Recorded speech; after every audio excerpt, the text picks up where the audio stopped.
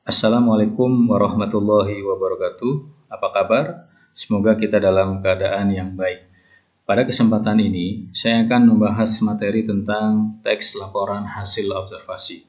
Adapun yang akan kita bahas, pengertian, struktur isi, ciri, tujuan, fungsi, dan ciri kebahasaan dari teks laporan hasil observasi. Apakah Anda pernah melakukan pengamatan?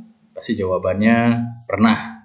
Secara tidak langsung, Anda sudah melakukan sebuah observasi atau pengamatan. Apa itu teks hasil observasi? Pengertian teks laporan hasil observasi adalah suatu tulisan yang menghadirkan informasi tentang suatu objek yang telah diamati. Teks laporan hasil observasi juga disebut dengan teks klasifikasi karena berisi tentang klasifikasi mengenai jenis-jenis objek berdasarkan kriteria tertentu. Kita lanjut dengan struktur isi teks laporan hasil observasi. Ini memiliki 3 struktur. Apa saja strukturnya? Yang pertama itu pembuka atau pernyataan umum.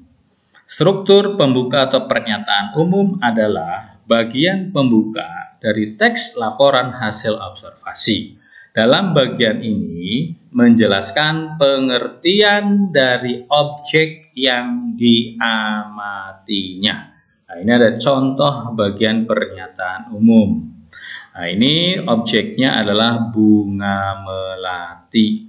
Bunga melati adalah salah satu tanaman yang tergolong ke dalam perdu.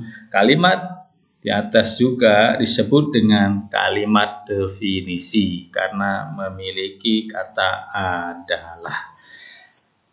Bagian yang kedua yaitu aspek yang dilaporkan atau deskripsi bagian. Mempunyai pengertian adalah bagian yang berisi uraian secara detail tentang bagian-bagian atau aspek dari objek yang dilaporkan. Nah, ini contoh teks atau tulisan yang merupakan bagian dari deskripsi bagian atau aspek yang dilaporkan.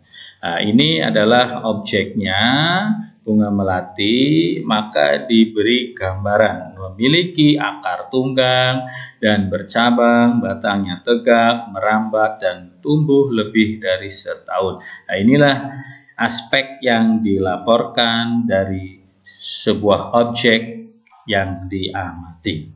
Kita lanjut ke struktur yang ketiga, yaitu deskripsi manfaat. Deskripsi manfaat adalah bagian yang menjelaskan kegunaan, kelebihan, dan manfaat dari objek yang diteliti. Nah, contoh bagian deskripsi manfaat. Wanginya yang khas membuat melati dimanfaatkan dalam berbagai industri.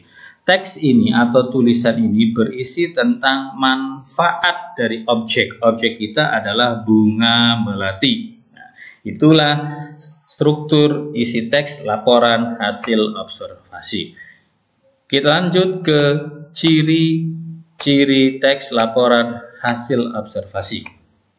Teks laporan hasil observasi mempunyai ciri-ciri sebagai berikut. Yang pertama yaitu mengandung fakta. Apa itu fakta? Fakta adalah kejadian atau keadaan yang benar terjadi. Yang kedua, bersifat objektif. Objektif itu adalah keadaan sebenarnya tanpa dipengaruhi atau pandangan pribadi. Yang ketiga, harus ditulis sempurna dan lengkap. Yang keempat, tidak memasukkan hal-hal yang menyimpang, mengandung prasangka. Yang kelima, disajikan secara menarik, baik dalam hal tata bahasa yang jelas, isinya berbobot, maupun susunan logis. Nah, itulah ciri-ciri dari teks laporan hasil observasi. Kita lanjut ke tujuan dari teks laporan hasil observasi. Teks laporan hasil observasi dibuat dengan tujuan untuk menyampaikan informasi tentang pengelompokan jenis-jenis yang sesuai dengan fakta yang sesuai dengan kriteria tertentu sebagai hasil pengamatan lengkap, sistematis, dan objektif.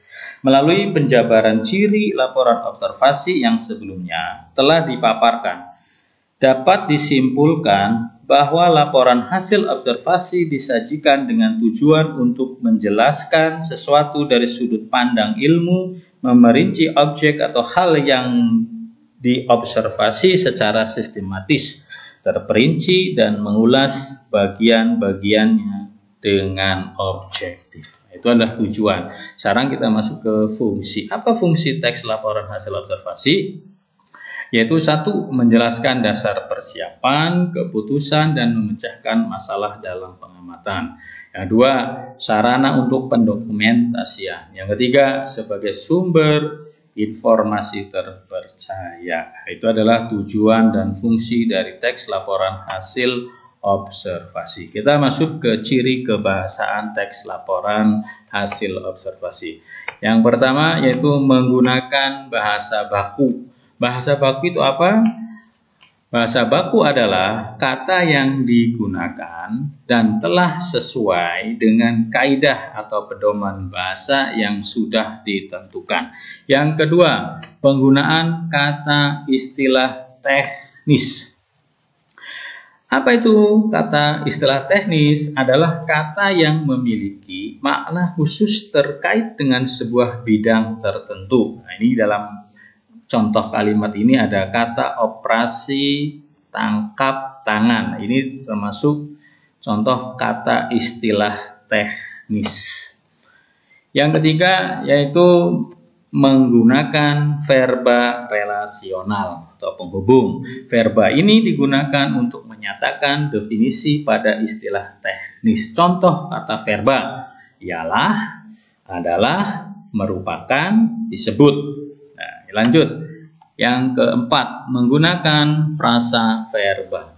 Adalah kelompok kata yang terbentuk dari kata kerja. Jadi verba itu adalah kata kerja. Contoh kata, berenang, makan, bertelur. Contoh kalimat, ia bekerja keras sepanjang hari. Kata bekerja ini merupakan frasa verba. Yang kelima, menggunakan nomina. Adalah kelas kata yang menyatakan nama dari seseorang, tempat atau semua benda dan segala yang dibenarkan. Jadi nomina itu adalah kata benda.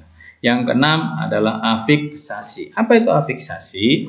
Afiksasi atau pengimbuhan adalah proses pembentukan kata dengan mengimbuhkan afiks atau imbuhan pada bentuk dasar. Ini ada contohnya, kita balik saja ya. Kita lihat di sini ada kata dasar, ada sebut, takut, mampu, getar, susu, asal, isap, gigit. Ya, kita satu saja. Kata dasar, sebut, mendapatkan imbuhan awalan di jenis verba, maka kata berimbuhannya disebut. Ya, kita satu lagi. Kata dasarnya takut, imbuhannya awalannya me, akhirnya kan, jenisnya verba, kata berimbuhannya menakutkan. Itu adalah afiksasi atau contoh afiksasi. Kita lanjut ke ciri kebahasaan berikutnya. Ya, ini kalimat definisi dan kalimat deskripsi. Kita akan bahas satu persatu kalimat definisi dan kalimat deskripsi. Apa itu kalimat definisi? Kalimat definisi adalah kalimat yang memberikan penjelasan umum tentang suatu benda, hal, aktivitas, dan lain sebagainya. Kalimat definisi dapat membantu pembaca untuk mengetahui dan memahami istilah-istilah yang sering muncul dalam sebuah tulisan.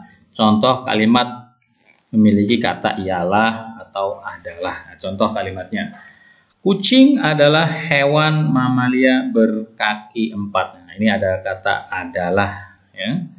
Nih maka kalimat ini menunjukkan kalimat definisi.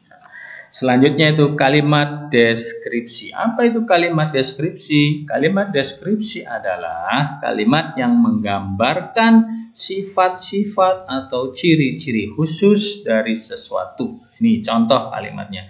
Kucing memiliki bulu yang sangat lebat dan halus serta berwarna putih. Yaitu dah penjelasan dari kalimat definisi dan kalimat deskripsi. Nah, kita lanjut ke ciri kebahasan berikutnya.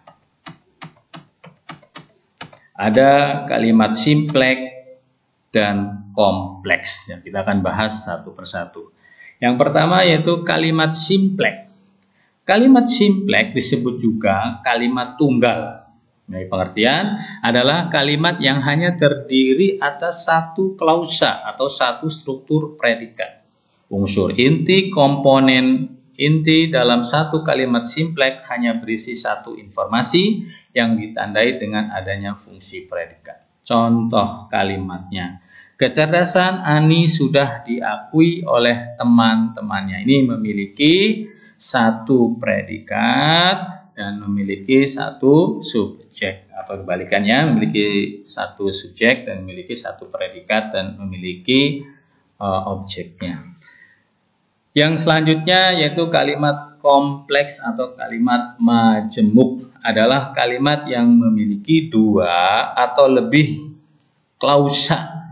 Kalimat kompleks dibagi menjadi dua, yaitu kalimat kompleks setara dan kalimat kompleks bertingkat. Ya, ini kita akan jelaskan apa itu kalimat kompleks setara dan kalimat kompleks bertingkat. Yang pertama, kalimat kompleks setara biasanya ditandai dengan penggunaan konjungsi koordinatif. Apa saja contoh-contoh konjungsi koordinatif? Ada dan, lalu, kemudian, bahkan, kompilasi, setelah, dan sebelum. Nah, ini contoh kalimatnya. Sani suka menulis cerpen dan Alana suka membaca koran. Nah, itu adalah contoh dari kalimat kompleks setara. Karena mengapa kalimat ini disebut dengan kalimat kompleks setara? Karena mempunyai konjungsi dan sebagai konjungsi koordinatif. Selanjutnya itu kalimat kompleks bertingkat. Biasanya ditandai dengan penggunaan konjungsi subordinatif atau bertingkat. Contoh konjungsi jika, ketika, walaupun, bahwa, bagaikan, sebab, sehingga, dan selanjutnya. Ini contoh kalimatnya. Orang tuaku membelikan boneka panda kesukaanku jika aku peringkat pertama di kelas. Dalam kalimat ini terdapat konjungsi, yaitu jika. Nah, konjungsi ini bersifat konjungsi subordinatif. Maka kalimat ini disebut dengan kalimat kompleks bertingkat. Nah, di atas tadi ada istilah klausa ya. Di atas tadi ini klausa. Apa itu klausa? Klausa dalam tata bahasa adalah sekumpulan kata yang terdiri dari subjek dan predikat. Nah, di atas pun ada kata konjungsi nih, konjungsi. Apa itu konjungsi? Konjungsi adalah kata sambung. Nah, sebelum menyusun teks laporan hasil observasi, kamu harus menentukan objek yang akan kamu observasi, menyusun jadwal observasi, melakukan observasi, mencatat data, dan hasil observasi. Setelah itu, baru kamu dapat menyusunnya ke dalam sebuah teks. Ya. Sekian dan terima kasih. Demikian yang dapat saya paparkan dalam pemaparan materi ini. Mohon maaf apabila ada kekurangan. Saya akhiri. Assalamualaikum warahmatullahi wabarakatuh. Sekian dan terima kasih.